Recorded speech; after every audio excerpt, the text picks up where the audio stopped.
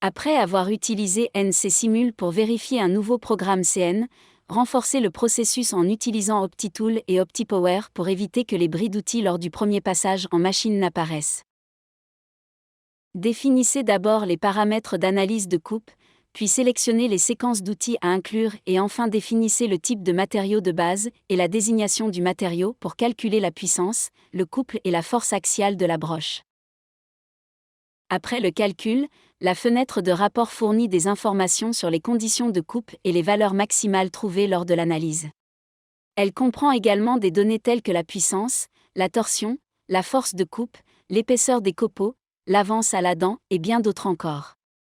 Utilisez la fenêtre graphe pour observer une vue d'ensemble de l'évolution des paramètres. La puissance nécessaire pour le parcours d'ébauche est affichée ici. Remarquez qu'il y a quelques pics anormaux. En zoomant sur la courbe, on peut voir la ligne de programme active. Ces augmentations soudaines de puissance peuvent endommager l'outil et diminuer sa durée de vie, voire le casser. Pour éliminer ces pics, effectuez une optimisation des conditions de coupe. Sélectionnez les parcours souhaités et définissez les paramètres stratégiques. Limitez la consommation d'énergie à 5 kW pour le processus.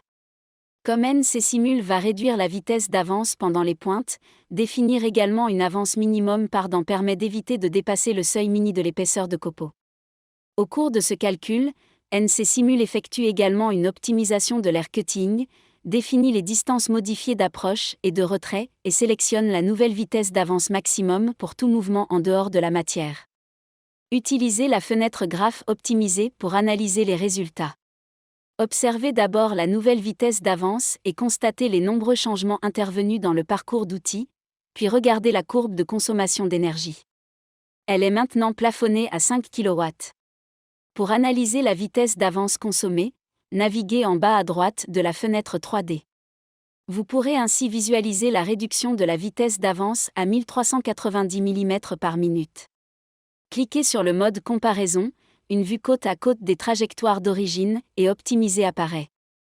La vitesse d'avance pour ce mouvement hors matière a été augmentée à 6000 mm par minute contre 2540 initialement programmé.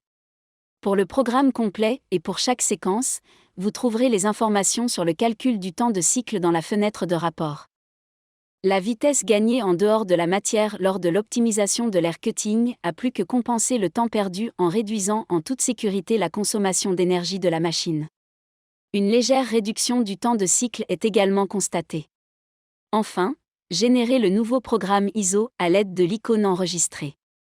Au cours de ce calcul, NC Simul écrit le nouveau programme, duplique le processus de simulation en cours, décode le programme optimisé, compare les trajectoires et lance une nouvelle simulation pour vérifier que le code ISO réécrit est correct. Une liste de contrôle décrivant ces opérations apparaît après le calcul et une comparaison de fichiers texte est lancée en automatique. Grâce à OptiPower dans OptiTool, le premier passage en machine est réalisé sans risque de casse d'outils.